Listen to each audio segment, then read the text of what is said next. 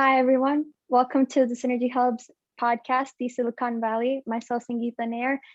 I am a senior accounting major from the University of Illinois at Chicago and aspiring to be a consultant. And with us today, we have our guest speaker, Thomas Parkinson, who is also our investor judge for the Synergy Hub's annual event, Investor. Hi, Thomas. Welcome to the podcast today. Hi, I'm glad to be here. How are you? Good. How about you? Not bad at all. Thomas, feel free to give us an introduction about yourself. Okay, well, my name's Tom Parkinson. My official title is Senior Director with Illinois Ventures. Illinois Ventures is a venture capital fund that is part of the University of Illinois system. And our job is to make very early stage venture capital investments in high-tech companies that are being started by faculty, and in some cases alumni, and also by students of the University of Illinois system. That includes UIUC in Champaign-Urbana, as well as UIC in Chicago and University of Illinois at Springfield. My office, I actually live in Champaign, and my office is on the Champaign-Urbana campus, but our headquarters is actually in Chicago on the west side on West Harrison Street, out by the medical district. I've been, for some background on me, I've been doing very early stage venture capital investing for more than 30 years now. I started my career running a very small seed investment fund in Evanston that Northwestern University was the lead investor in, and investing in tech startups that were in a high-tech business incubator there.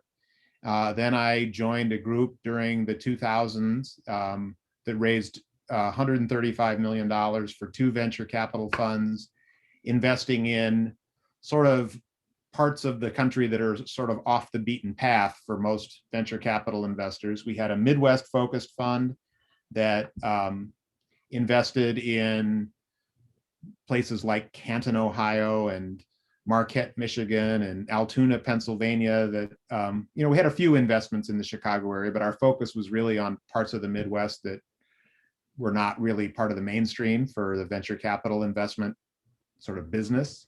And then we had a smaller fund that invested in really low income areas in central Appalachia, so West Virginia, parts of Ohio and Kentucky and Maryland. I've now been at Illinois Ventures for 5 years now. I came here in 2016, and as I said, my job is to work with student and faculty entrepreneurs. We provide advice on financing startup companies, and as well as making direct investments.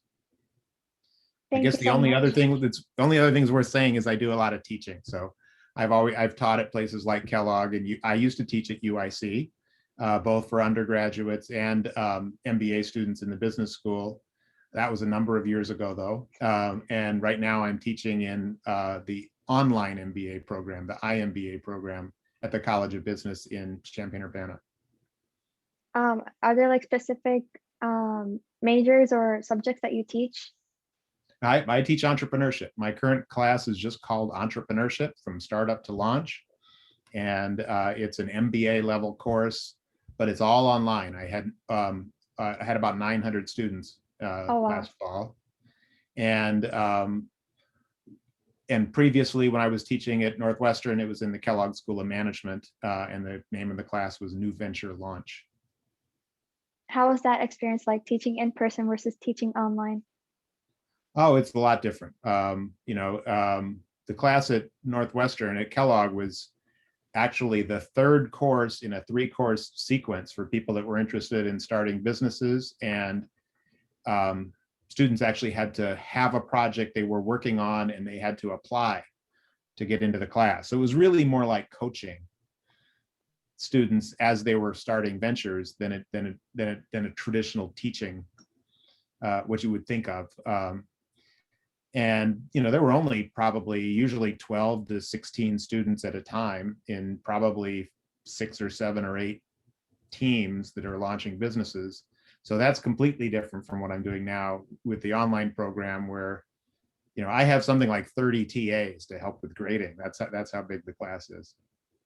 Wow, that's Big team you got right there. Yeah, I think it might actually be the world's largest MBA level entrepreneurship course. I'm think I may need to do some research and see if I can start making that claim. Oh, wonderful. Fun fact, I do want to attain my MBA after becoming CPA licensed, and Northwestern was one of the universities I had in mind to enroll in the MBA program. So Well, we'll it's a see. great school, and they have lots of really good programs, there. Okay.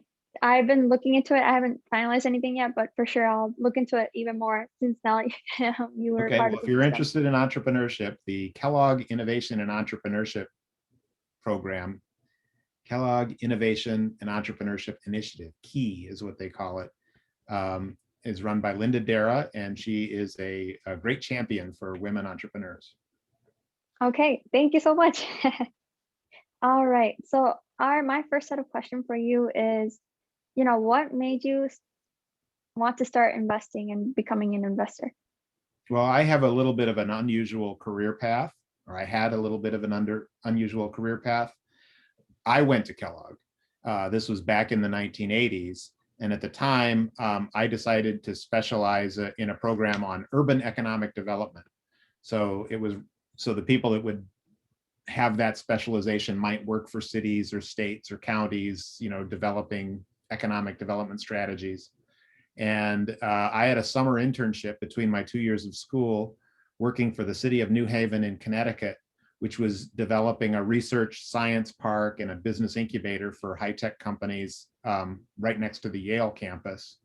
And so I spent the summer working with entrepreneurs and reading business plans, and I just found it to be, one of the most interesting things I'd ever done in my life. So when I got back from my second year of business school at the end of the summer, I got a job with a local group in Evanston that was doing similar things with Northwestern and the city of Evanston.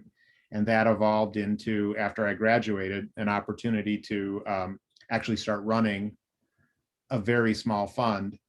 And it started out as a loan fund, but we made the decision because the city and the university were working on developing a high technology ecosystem in town. It made more sense for it to do early stage venture investing rather than traditional lending. And so I went out and recruited everybody I could find from Chicago that was in the venture capital. That was working for venture capital funds at the time that lived in Evanston. And I found quite a few of them actually, and we put together an advisory committee and started making equity investments in these startups. So that was going all the way back to the late 1980s. Oh, wow. And then it went from there. I did well in that first fund. I was a little fortunate. One of the companies that I invested in was called Peapod, the computer grocery shopping business. I was the first outside investor in that business. And that ended up providing a really good return on our investment. Also invested in a company that commercialized a elementary school math teaching curriculum that was developed at the University of Chicago. That's now part of McGraw-Hill. And then also a company that was the very first company to ever create a commercial product using high temperature superconducting materials. The name of the business was Illinois Superconductor. And those were all real nice financial returns for the fund. So I did quite well on that fund, and things kind of started to grow from there. Oh my God, what a journey. Started so small and, you're here right now. So, Well, you earlier understand that mentioned. the fund I'm managing is still quite small by venture capital standards. Yeah, I'm an unconventional venture capitalist in that the fund I manage is actually tied to a university, and its mission is to really help bring new technologies to market as opposed to just make financial investments with less focus than that. Okay. So, you mentioned you went out of your way and you were trying to recruit people for the investing company that you were a part of. So how was that experience like? Did you have any challenges when you were trying to recruit people? What came in your way? Well, I think that that's a good lesson I learned. I was still pretty young. I did have my MBA, but I was in my mid 20s. I guess I was probably in my late 20s by then. So it was pretty young, just kind of, and most of the people I was trying to recruit, of course, were professionals who'd been at other funds and were quite senior to me at the time. And I guess what I learned is that people do like to help. People like to think that they are helping other people. I think this is a good lesson for anybody that wants to start a business. I'll come back to that in a minute if that's okay. Of course. But I would go to somebody and I would say, look, here is what we're trying to do. We have these banks, Northwestern University, they've put together a little pot of money. They want to use it to do good things in the city of Evanston. You live in Evanston. You have experience as a venture capitalist. We'd like to ask you if you would join our advisory committee. I'm not asking them to take a ton of time. What I was asking to have meetings every month where they would review business proposals with me, and then and then as a group, they would make a recommendation as to whether or not we should fund the business. And people were happy to help. And I think that this is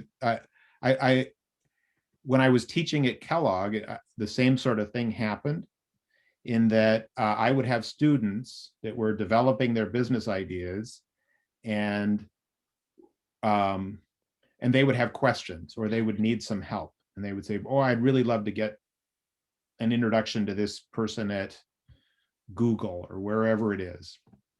What I would tell them to do is go to the Kellogg alumni directory.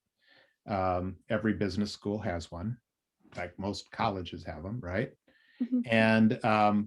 And call them up and say, hi, we're students. We're working on this entrepreneurship project as part of our MBA program.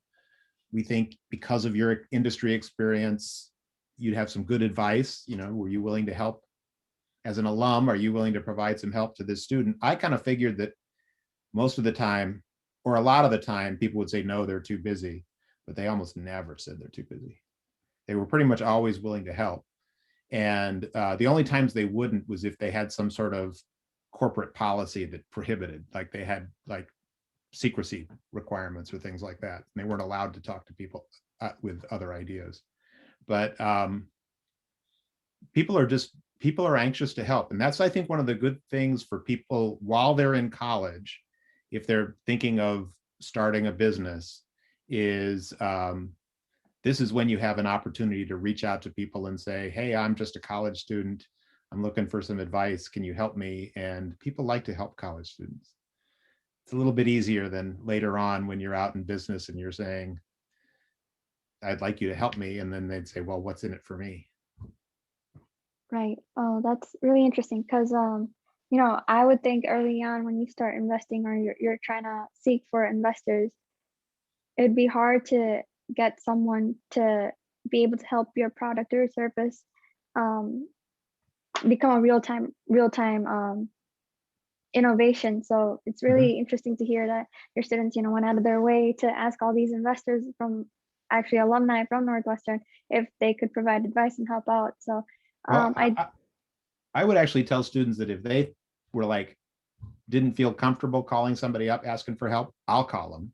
I'm the professor. I'll call them and say, hey, can you help some of my students? They almost never really needed me to do that, though. But I was just really trying to encourage them to get up and make that call. I think here's the other thing I want to say about, which I think is related. And that is, you're asking, how do you get other people to help you as an entrepreneur? And the advice I give people is put yourself in the other person's shoes. Like if you're trying to start a business, you do need a lot of help, right? You probably need investors to give you money. You might need to have employees come work for you.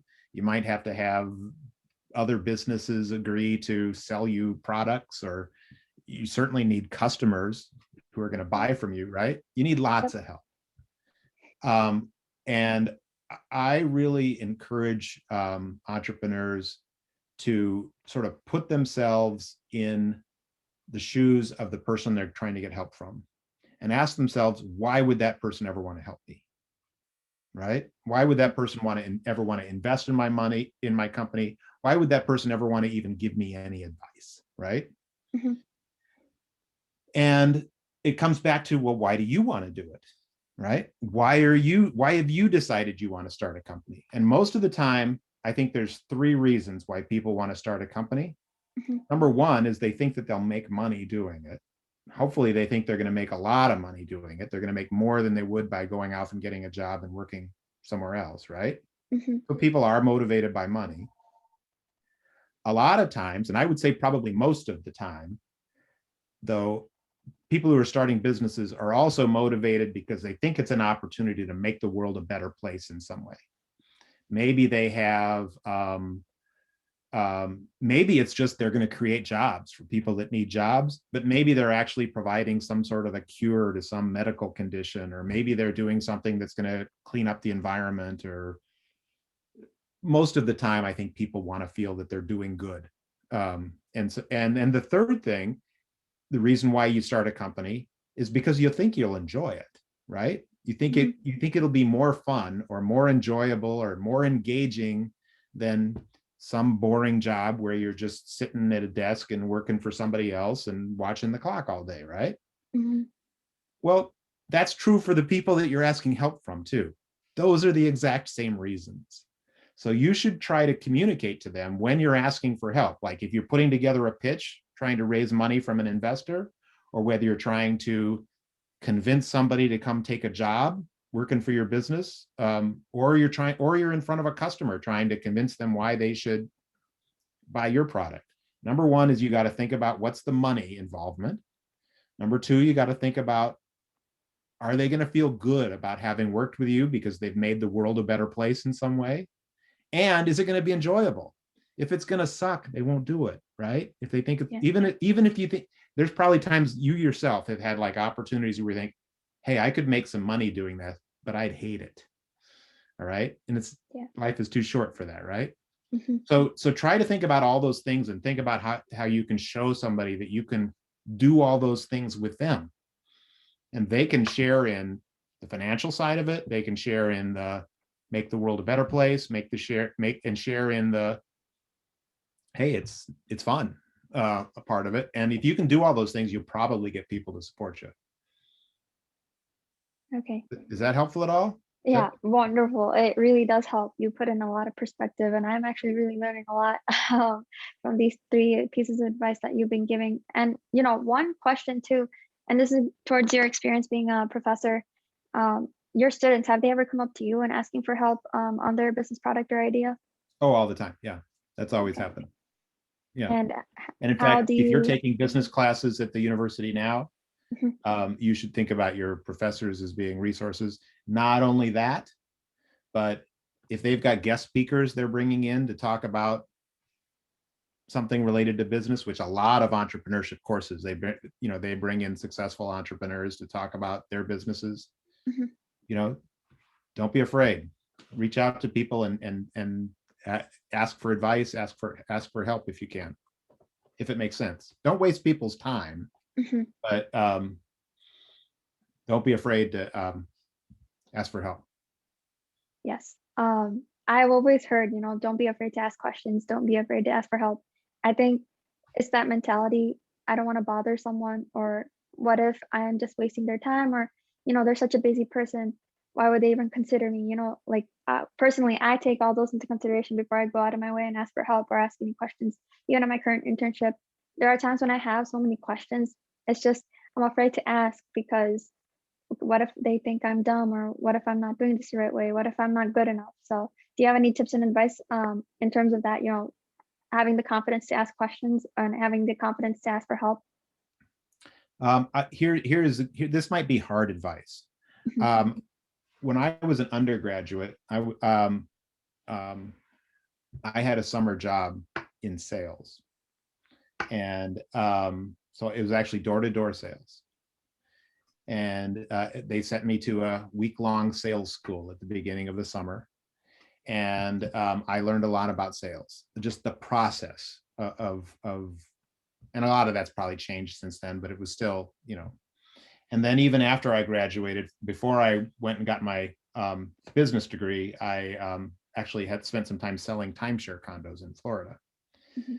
Sales skills are really, really important. And I don't want to get too academic about this, but I think it's also a good idea, if you have an opportunity, to read some books about selling or take a class in selling if it's offered to you or something like that. Even if you think you would hate life as a salesperson, and a lot of people do, because people say no to you all day long, right? Yeah. But it's a really good skill to have.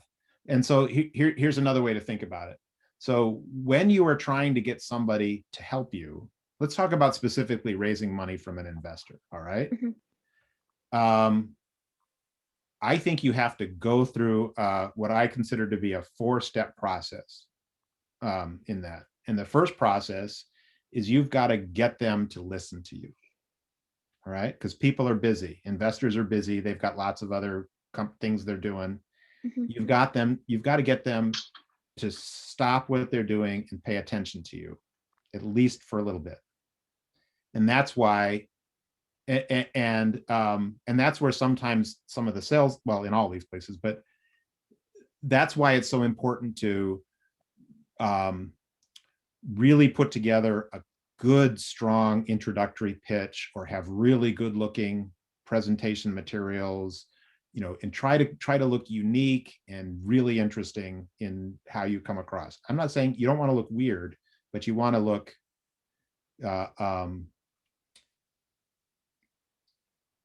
you want to get their attention. All right. The second thing you do once you've got their attention is um, you've got to get them to care about what you're saying. Right. So, okay, I hear what you're saying, but why does that matter to me? All right. And that's where now we're starting to be persuasive, right? Mhm. So now now you have to be able to show them how you're going to make the world a better place. Maybe that's one of the reasons they should care. Or how you're going to make a lot of money. Maybe that's why they should care, right? Mhm. So you got to be able to communicate to them why they should care. The third thing is you got to get them to believe you.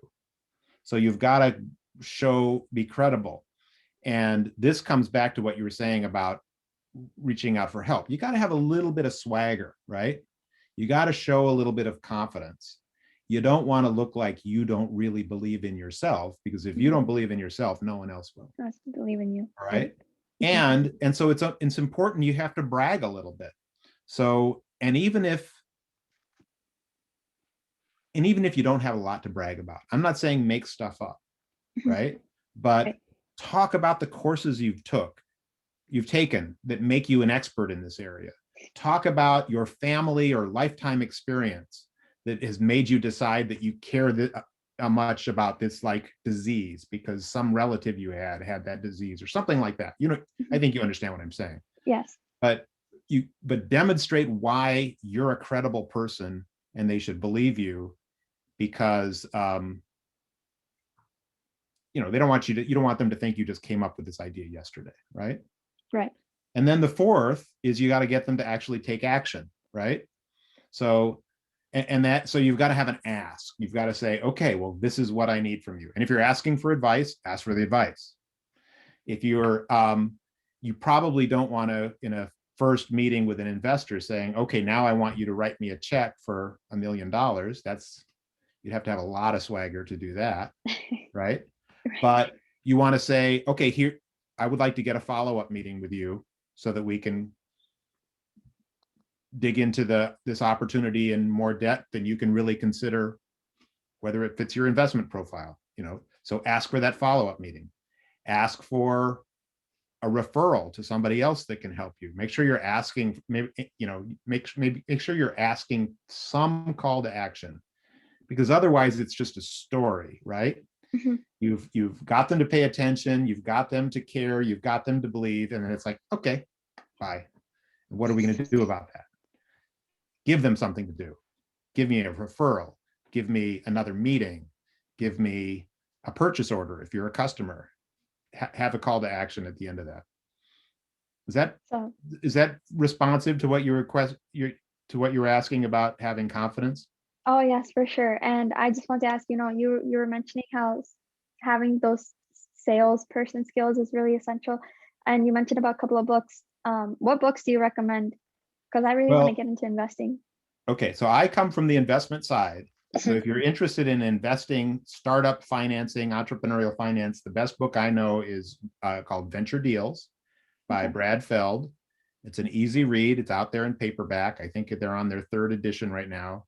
Okay. And what it does is it talks about the new venture financing process really in layman's terms, so that you understand how deals are structured, what the various clauses in a legal investment contract, what they really mean, which ones are important, which ones should you care about when you're trying to negotiate your deal, and which ones do you really not care about. It's a great book for that kind of thing. And it's pretty, you do not have to be a finance person to understand it. I think another book I would recommend is The Lean Startup by Eric Ries. I think that's from like 2013. A lot of accelerators and a lot of business school entrepreneurship courses use that book as a material. It's sort of, it's really all about encouraging you to recognize that your business idea is not a business yet. And you have to go out and get a lot of information that you do not have right now in order to figure out whether or not it's ever going to be a business. And it's better for you to go out and get that information now rather than to start spending money on your business and then find out later that you spent money on all the wrong stuff, right? So some people think it's about failing fast. I think it's about trying to adjust your course so that you avoid that, so that you can spot potential failure before it's too late and make a turn, or a pivot, as they call it in that book. And I think it's out available in paperback. It's been out for a while. It's not, it's not a huge textbooky type of thing. I think those are the first two. And then there are classic books like Crossing the Chasm, about how innovations get adopted into, from early adopter into mass markets and things like that. I think there's a lot of good books out there. Okay. Going back onto the tech, you earlier mentioned that you were looking into tech startups and how technology innovation is really helpful when, yourself as an investor. So with the technological advances that we're having right now for the past multiple years and for our future, what do you think is really going to change investing? Investing it changes in weird ways. Like right now, well, first of all, the biggest impact of technology on entrepreneurship, far and away, over the course of the last, 15, 20 years, is that it's way cheaper to start a business now. It's way easier than it once was, because you can reach customers over the internet. You can raise money over the internet. You don't even have to have an office. It's so much cheaper to start a company now. Even if you need to hire software developers, you can hire software developers in India or Romania or someplace. Mhm. It's way cheaper than it used to be. And that's good. And it means that a lot more businesses are getting started every year now than used to be the case. I think that what's going to change in finance, so over the course of the last 3 or 4 years, maybe a little longer than that, maybe it's like 5 years now, you've seen the growth in crowdfunding. Mhm. And I'm talking about things like Kickstarter and Indiegogo and stuff like that. Now, those things are not, those were,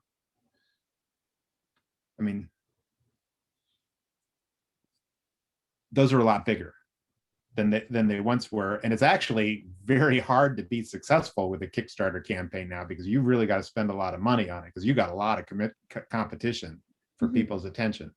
But what's also been happening just following that is essentially crowdfunding for investments in businesses. And there are platforms like AngelList now that you can use to try and share your investment opportunity with wealthy individual investors instead of venture capital firms. There are platforms like micro ventures where you can build an online syndicate of dozens of investors to fund your business, and they don't, all necessarily have to be really, really rich. I think the main thing is you're going to see those grow. It's sort of democratizing access to capital. And that's been happening a little bit under the radar while you've been seeing big venture capital firms, and the market has gone, valuations of companies are very high right now.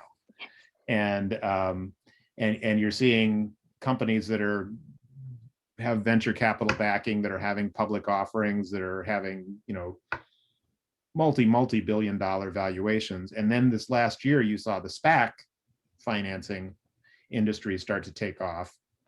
I'm not sure it's even fair to call it an industry yet, but I think it's headed that way. And, a SPAC is really, sort of a way for a growth company to do a backdoor around a traditional public stock offering in order to get access to public investors out there. And a lot of companies last year raised a lot of money doing it, and have gotten valuations that you would not have expected that they would be able to get. So I think you're seeing, so that's gotten most of the news, but I think that this crowdfunding, the growth of crowdfunding at the early stages for connecting with smaller investors is actually more important for people right at the very beginning. Okay. And following up with that, Warren Buffett has a quote that he's a better businessman because he's an investor, and a better investor because he's a businessman. Do you agree with this quote? What do you think about it? Well, that's hard not to agree with, right? Now, I'm not, and I've never run a business in my life. I've only been an investor. So I don't have the operation. I have never tried, I've never been an entrepreneur, and I've never tried to run a company by myself. So I can't say that I have that perspective. But I guess I would say that in almost any kind of a business interaction, you are better off if you understand what the other person is thinking about, so that you can construct a win-win solution. A lot of people think that negotiations it's me against you, and I'm going to win and you're going to lose, or it's going to be the other way around. And a lot of that kind of thinking is because people either don't know or don't care what the person on the other side of the table, what their real agenda is. And I think if you have the opportunity, if you have been both an entrepreneur and an investor, or if you've been both a manager and an employee, or in any kind of business setting, I think to the extent that you can have enough insight into what the other person really cares and considers to be important, then you're in much better position to create a solution where you both win, and and create a more sustainable path forward. Okay. And this is just from an investor's perspective. What do you think a healthy board looks like from the outside? A healthy board? Yeah, so you mentioned, when you're investing, you have a advisory board. So what do you think a healthy board looks like? Well, at the beginning, an entrepreneur's board is usually going to be pretty small. So I think that when you're starting a company and maybe you've just raised a little bit of money from, small venture investors or angel investors, I think a healthy board is usually going to be 3 people. And probably 2 of those people are from the founding team of the business. And the other person maybe is the main investor, right? I think it's healthy if everybody's interests are aligned, so that everybody is focused on creating value in the company. And So and that means the incentives have to be there in the form of equity ownership. So you're not fighting over salaries or things like that. I think that once you raise a little bit more money, I think then you move to a 5-person board. Mhm. And when you're at that point, again, I think ideally you have 2 people who are from the founding team of the business. You might have 2 people that are different investors, one of the early investors and one of the later investors. And then you go out together and you recruit a 5th person who is probably somebody that's like a recognized leader in that industry, who's independent, doesn't answer to either the investors or the founders. And that way, if you ever have issues that the board disagrees with, where the members of the board disagree with each other, you're not going to be successful in getting what you want unless you can convince this third party that it's the right way to go. Has there ever been a moment in your experience being an investor where people have disagreed, like the board has disagreed with Yes, each it other? happens frequently. So, but it's not just the board. It's often the management team breaks down too. Companies fail all the time. Mhm. And sometimes, and when companies fail, I mean, this is one of the hardest things of being an entrepreneur, right? Mhm. So let's say that you decide when you graduate, you're going to go get a job working at a bank, right? Right. What happens if you make a really big mistake and you lose some money for your employer?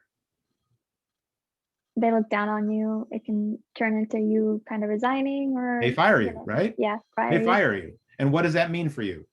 That means you got to go out and find a new job. Find a new job. Right? Now, let's say that you started your own company and raised some money from investors, and then you made a big mistake and you lost a bunch of people's money. Mhm. What happens to you? Well, They lose yeah, their the trust. business probably fails, Mhm. right? You probably have to shut down the business because it's bankrupt, because a small business can't survive a big financial mistake, whereas a big business can. Yeah. So you probably have to shut the business down. You're going to go have to look for a job. You may also have to declare bankruptcy personally, because you might have gotten out a mortgage on your house and put the money into the business, or something, or you might have personally guaranteed some bank loans, which usually small businesses have to do. So now it's not just a business bankruptcy, it could be a personal bankruptcy. You might end up getting divorced over it because you've blown the financial, what you hear what I'm saying, right? Yes. The consequences of failure are much larger, much greater for an entrepreneur than it is for just some employee somewhere. And what that means is sometimes it makes people do very weird things, because it causes a lot of stress and a lot of anxiety when the business is not heading in the right direction. And some of those things like potential personal bankruptcy are starting to look like they might happen. And so people start looking out for themselves instead of looking out for the company. And so it's not unusual at all to see when a business is doing poorly, people start fighting. And it happens on boards, it happens on management teams. It's I don't know if there's any real way around it. They say that success can cover up a lot of problems. You could have a totally dysfunctional management team, but if the company is somehow continuing to sell and make money anyway, nobody cares, right? And so nobody even notices how dysfunctional it is. Maybe some employees get annoyed, but if you don't have that success, a lot of that stuff comes right up to the surface. So then, given the scenario, let's say I had my own company and it failed, I lose my trust. Like everyone who put in everything, all their efforts, their hard work, and their time, lost trust. And how, when I'm going back out there again, whether it's looking for a job or starting my new business again, or regaining my old business back, what's a piece of advice or something that I should look towards if that was a scenario? That used to be, frankly, it used to be a bigger issue than it is now. It's Okay. one of the reasons why I think people originally said that places like Silicon Valley grew really fast with entrepreneurs, and places like Chicago didn't. This is going back a number of years, because Silicon Valley, much earlier than places like Chicago, sort of had a culture in the community where failure is not necessarily permanent. In fact, sometimes failing as an entrepreneur means that at least now you know what to look out for. So it's more likely that you're going to be successful next time around. Whereas in more conservative parts of the business, it was like, oh, that person lost money. I don't ever want to have anything to do with them again, right? Yeah. There's not nearly as much of that out there as there once was. It still exists, but it doesn't dominate. It's not the dominant way of thinking anymore. I guess what I would say, if you're in that situation, you should absolutely you should be focused on integrity all the time. All right. Don't take shortcuts. Don't borrow from Peter to pay Paul. Don't do something like not pay your employee withholding taxes just so you can conserve some cash. That a lot of businesses do that. It's not a good idea. Communicate. And if you see, and frankly, I think the best way to handle it is, if it does look like the writing is on the wall and this business is not going to be successful, hey, take steps to wind it down now.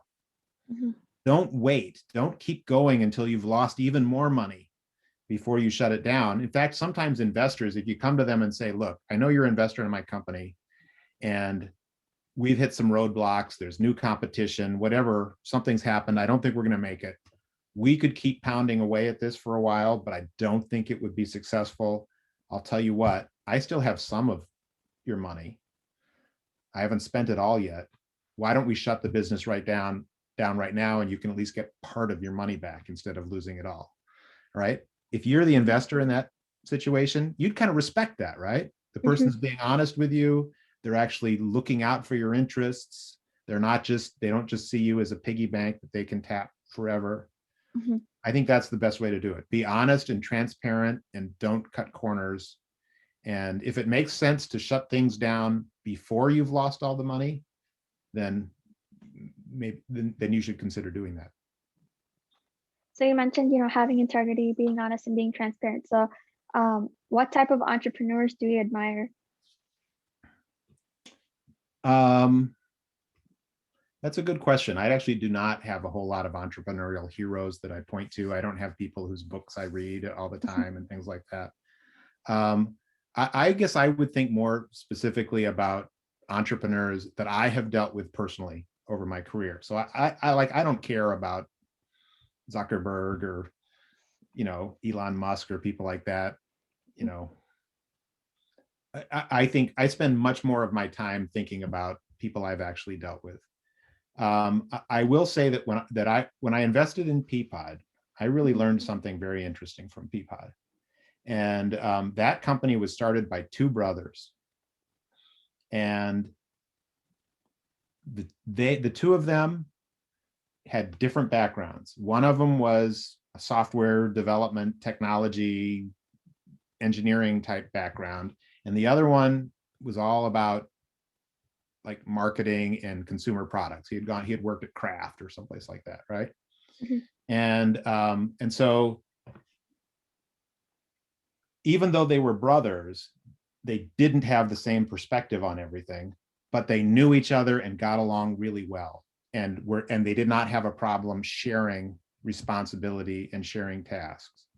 And they made an effort from the very beginning, when they were hiring people, to go out and try to hire people that were even smarter than they were. So that's the kind of entrepreneur that I think I respect, is somebody who says, look, I don't necessarily have all the answers. I'm not going to try to do this by myself. I'm not going to try to bring in somebody that's just going to agree with everything I say because it makes me feel good. What I'm going to do is I'm going to try to go out and hire a team. And hopefully everybody on this team I hired is going to be even smarter than I am. Or they'll be able to add something to the business that's really important that I can't add. So they're going to be complementary. I think an entrepreneur that approaches a business that way is an entrepreneur that you can really respect. It's easy to hire people that agree with you, because it's like, feels good to have everybody say, hey, great idea, Tom, you're right. All right. Mhm. But that doesn't really do you much good in the long run. Right. And so it's actually a really good point because when I personally, right, when I go ask my friends, I aspire to be a consultant. So I do mock case study interviews and I do it with my friends all the time. If I ask them, hey, how was my performance? Because they're your friends, we're friends, they'll be like, hey, you did a good job, not being enough transparent when in reality, you really want to know what you did wrong or how you can improve. So, we really make a good point out there in Well, terms of what's the old saying about journalism? If you want to be a successful journalist, if your mother says she loves you, check it out. Right? right. Doesn't Uh, necessarily, doesn't necessarily mean much if the people that tell you you're doing great are people that would tell you that no matter what. yeah. And we're almost near concluding our podcast, but I do have a couple of more questions for you. And one of them is, you've been investing and you've been an investor for a long time. How what is something you would have told yourself when you first started investing? Like what's the biggest tip you'd give to yourself, you know, 15 years ago, 20 years ago, 30 years ago? That's a great question. I think I would say um,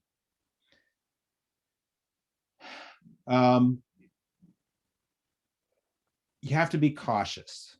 All right. You take risks, but you have to take risks in a cautious manner.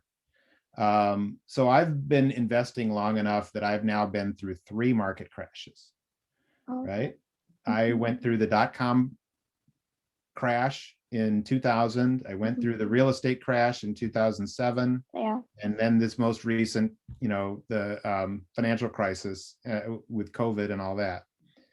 Um, and I think that you always have to be prepared for things that are completely unexpected and of which you have no control over. I remember talking to one of those people on my investment committee, and this would have probably been in like 1998 or 1999, and we were looking at the companies that we had invested in as in our fund, and we're saying, and she was saying to me, "Wow, this looks like a really great investment, portfolio. This Hmm. fund is like doing terrific." And like 2 years later, most of those companies were worthless because they were dot-com companies. Um, And I had one company that we sold for stock to a big internet company. And then the stock we got in the internet company turned out to be worthless, even though we thought it was a big, successful investment for us. mhm. So I would say be prepared for things that are for change, for things that are going to happen that you can't control. So don't invest all of your money right at the beginning. Mhm. Hold some money back so that if you need some money to protect your position in a company later, or so that you're not so that you have options Mhm. in the future. I think that's the thing I would say first is um, I think that's the main thing I would say is, if you want to invest $1 million in a company, I'm just picking a number, right? Mhm. Don't invest that whole $1 million up front. Okay. Save some back Mhm. because you might need it.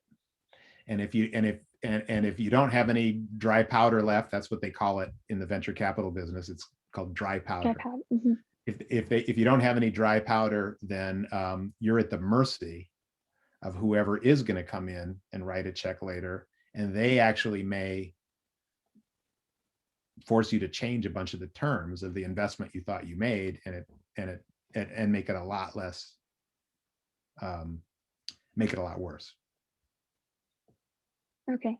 And question I had, and this goes because I really want to get into investing. How do you keep up with the recent news or like the recent market trends that are going on as an investor? Because, as an investor, you always want to know what's going on. So it's good to have a forecast about what you're investing in or what you want to invest in the future. So do you go attend seminars and lectures or webinars, or do you go out and read the news or any articles? How do you keep up with those recent news and updates?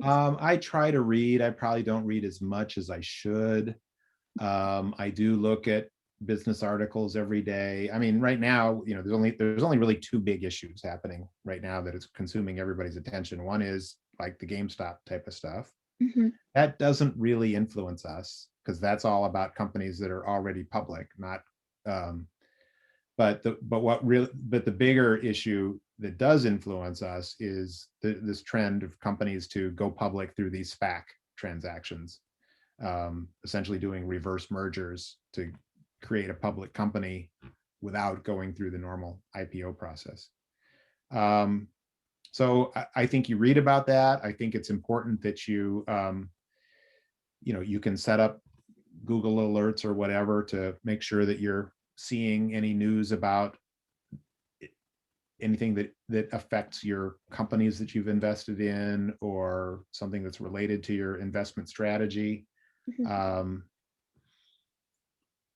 We do like subscribe to various online services so that we can get market information and things like that. But I think that's what I do. There's probably plenty of people that spend a lot more time on. There haven't been that many conferences, at least that you could go to in person. There's been virtual ones, but a lot of the opportunities for that have not been there in the last year. Mhm. I think just do as much reading as you can. Okay. And my last question before we conclude is, you're one of our investor judges for our Shark Tank Inspired Events Investor. Right. So what's one advice you could give to those student teams who are participating and to those who would be there and to like Synergy Hub itself? Okay. I think the first thing I would say is don't they're going to have a certain amount of time to present their material, right? Yes. Be judicious in how you use it. Don't spend all your time talking about your product. All right. And don't spend all your time talking about this need you've identified in the market. Find a way to communicate that quickly so that you can talk about your solution. And a solution is bigger than a product, right? A solution Yes. is like how you actually deliver the value that the customer needs. Mhm. So and think about those other things I said. Talk about who's on your team and why they're credible, and talk about what your model is for charging for, and how you came up with the pricing strategy that you're planning to use. All right. Mhm. Talk about all those things. Don't spend, if you have 8 minutes, don't spend 6 of them talking about that. Don't spend it all talking about the problem. Mhm. Talk about the solution and try to make it look like an enterprise, not just an idea. I will, our viewers who will be watching this in the future, I'll definitely make sure to point this out to them because it's very important. Like you said earlier, got to establish your credibility too. Right. So The thank you so other much. thing I would say is practice. It's practice, Mhm. practice, practice. You want to come across as if like you've done this before. Right. Like you know what you're going to say. You don't have to turn around and look at the slide, your PowerPoint presentation in order to remember what you were going to say at this part of your presentation. Mhm. Right. But Tom, thank you so much. This past, 45 minutes to almost 1 hour that we spent, I really did learn a lot about investing, what it's like to be an investor, learning about the whole market research stuff and what's it like to be an entrepreneur. So thank you so much for being here today.